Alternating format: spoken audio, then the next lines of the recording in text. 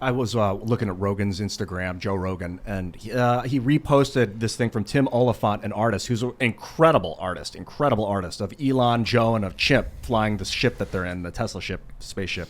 But it made me very sad because what Tim was saying is that I've drawn since I was a kid, graduated from college with an art degree. A few years later, I found myself pursuing in a miserable home improvement job, mostly painting houses. But Joe inspired him to quit his home improvement job and become a full-time artist. And I was like, this is where our society is done to people. People don't want to do home improvement work. They don't want to be plumbers. They want to be artists. And this is a big problem.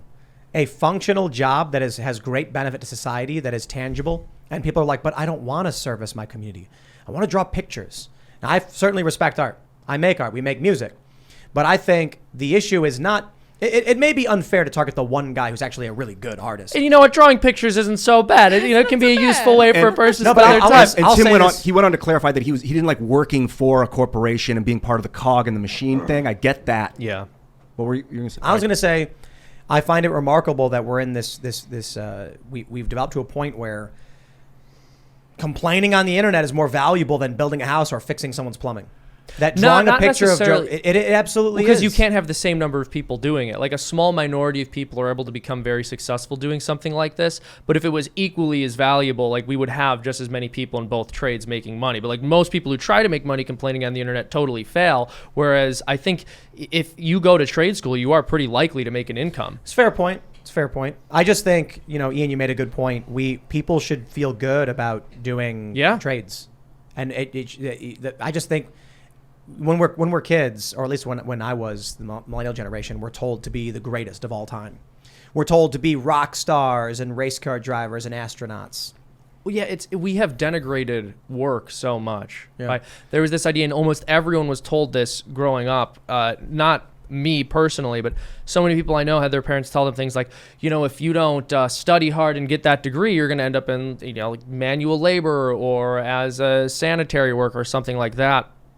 And for some people, that's what they want to do. And thank goodness, because that's an extremely valuable contribution. Yeah, I should be very clear about Oliphant. I've never talked to Tim Oliphant before, and he specified that he got offered his boss's job at the home improvement, and he didn't want to climb the ladder. And I understand being part of a corporation, and I get it. But, what made me sad was just the lack of desire, or just the sociological lack of desire to fix houses, and more that people want to paint pictures. Anytime that's my personal experience, right? Like I was at Big Law. And you might say, well, that's a really prestigious professional job. And like, I just looked around and realized some of the cases I was working on, like, okay, this might not be like literally working with my hands or something, but I am a cog in a litigation machine, right? Like I am representing a trust created out of a bankruptcy of a company that is suing 64 of these small issuers out of some mortgage-backed securities. And like we're, constructing these briefs in order to extract whatever we can out of these small little issuers to the benefit of this bankruptcy trust, which you can literally go and buy shares in. And the only thing that this trust owns is the rights to the proceeds of the litigation. You'll always work for someone. Yeah. There's no difference between being the employee of a company and running your company. Now, obviously, there are certain differences. What I mean to say is, I have to negotiate with people I work with all day, every day. We've got a bunch of people that are involved in how this company works, from the infrastructure end of things to the ad sales end of things, and there are disagreements, and there are deal terminations. Mm-hmm. Now, if you have a simple agreement with another person, I'll do this work for you in exchange for this rate. That's the exact same thing that I do every day as someone who owns the company. I think people need to get out of the mindset of, I'm a cog in a machine working for someone. No, you provide a service. You negotiate with company. If company is not providing you what you need, you leave and negotiate with someone else. When I worked for Vice, people were shocked that I quit when I quit. And they were like, why would you leave? Vice is the best. Oh, they're the greatest. And I was like, Vice works for me and I'll work for them. When they stopped providing me with what I needed, I fired them. That's the mentality I had. I went in there, I said, guys, I want this, this, and this. You got it? Okay, I'm going to do my thing.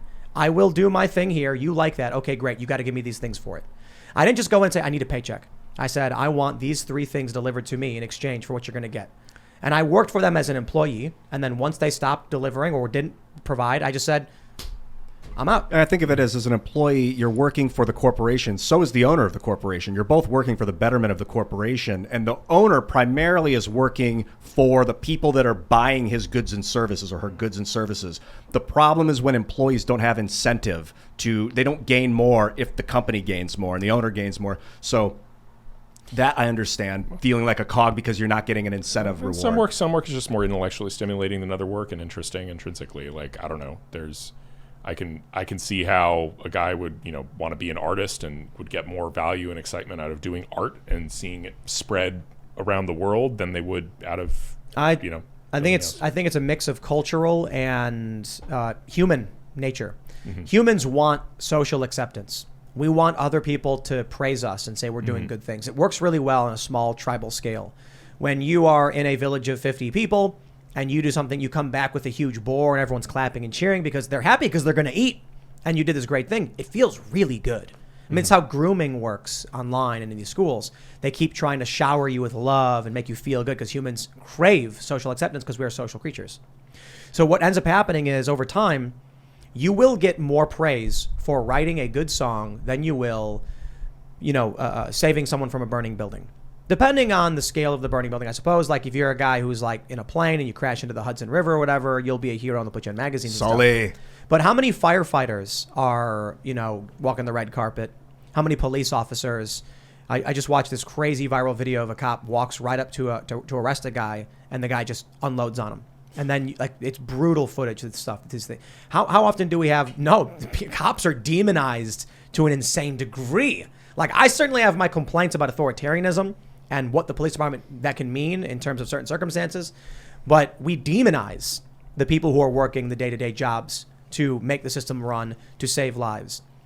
You'll get some 20-year-old who will spend 15 minutes writing a song, and I literally mean 15 minutes. They'll be like, okay, we got the beat, we got the hook, we got the chorus, send it over to a company who then says, we're going to layer it, get it done. And then they're like, put it on TV for us. And all of a sudden, everyone's screaming and crying and clapping and cheering. You are the greatest. Why would someone strive to be a firefighter? There was a poll. They asked young people what they wanted to be when they grew up. And you know what they all said in America? Influencers. And you know what they all said in China? Astronauts. Yep. So we have a cultural problem where our culture praises influencer because it's simple. Virality is a machine in which we get people addicted, and it feels good to get those numbers, to see that number going up, to see those views. YouTubers have long talked about how when their viewership goes down, they get depressed.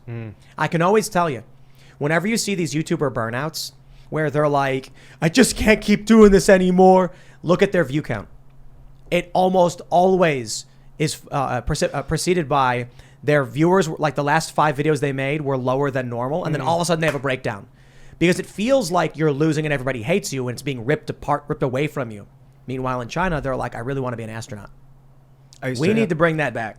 Well, in some ways, we become more like the things that we love, and our culture has lost sight of what's really important, unfortunately. Well, maybe, and now some kudos to Tim Oliphant. Not only are you one of the best artists I've ever seen, Tim, you're inspiring people to become astronauts, man. This art will do that. Yeah, no, I mean, look, art has utility, and this is coming from a guy who makes cartoons, which is, by no means high art, and I'm very blessed. I'm very fortunate to be able to do what I do. Everyone who's on my crew who helps me is absolutely fantastic and unbelievably talented.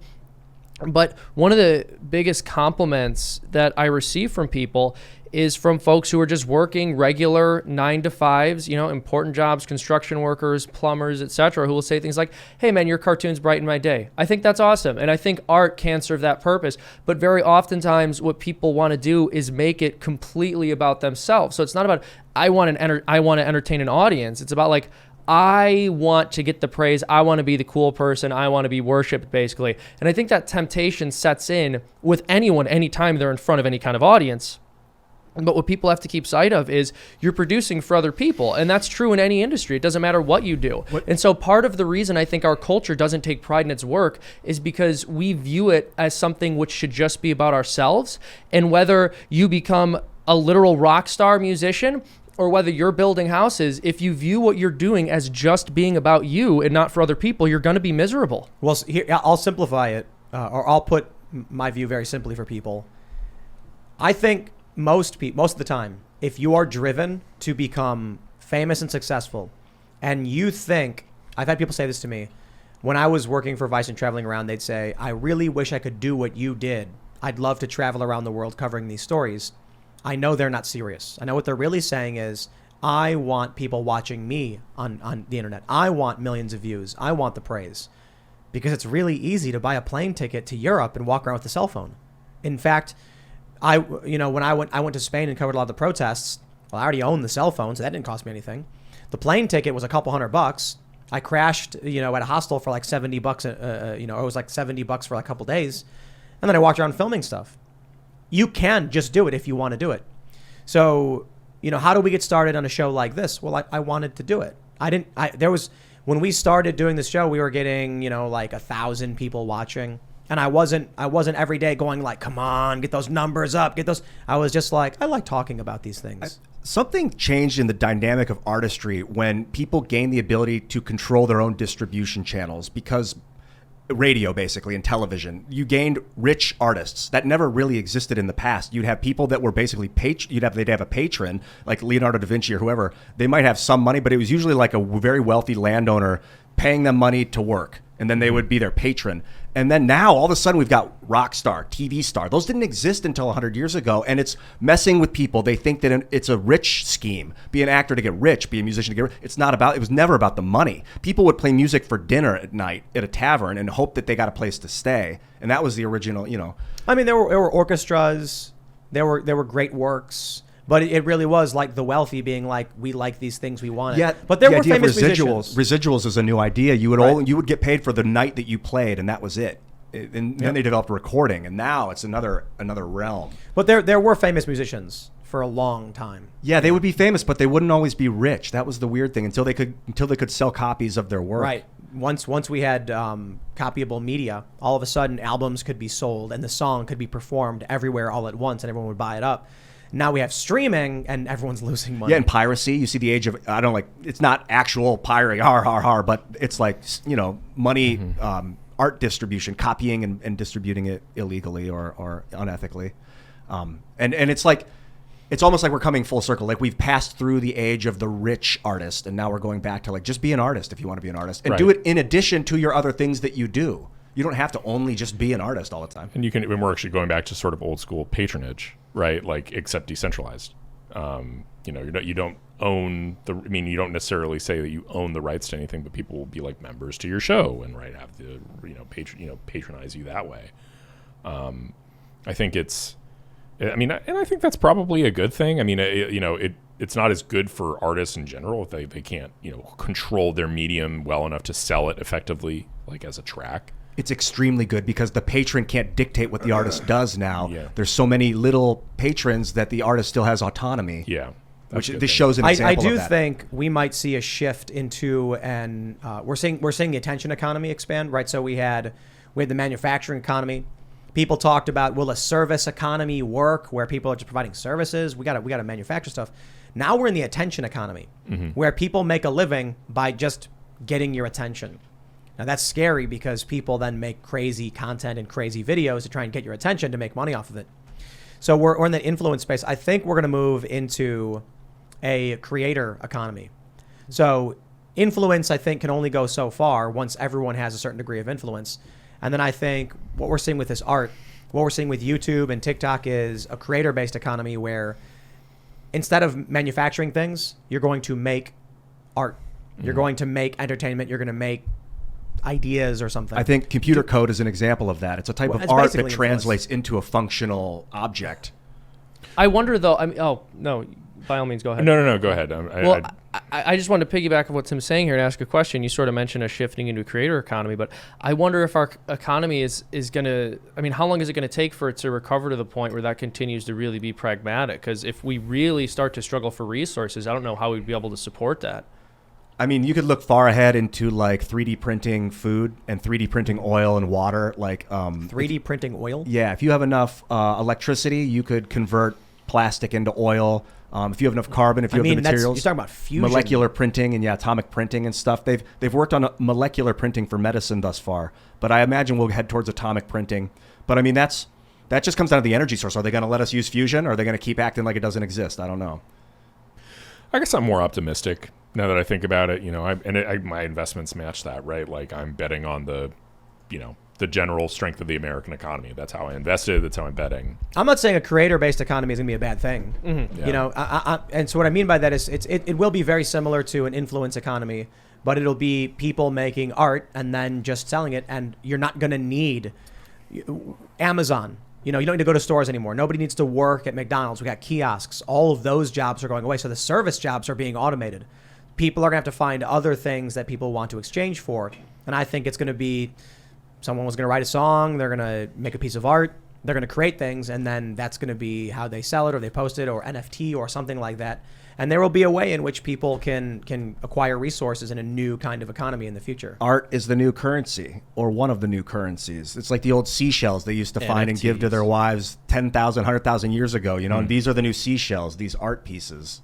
Thanks for checking out this segment from the Timcast IRL podcast. But if you want to check out the full show live, tune in Monday through Friday at 8 p.m. And if you want more special access content, head over to timcast.com and become a member. Your membership helps sustain this company, keep our journalists employed, makes this show happen, and you will get access to exclusive members-only segments of the Timcast IRL podcast, and there's a massive library to check out. So again, go to timcast.com or tune in Monday through Friday at 8 p.m., and we'll see you all there.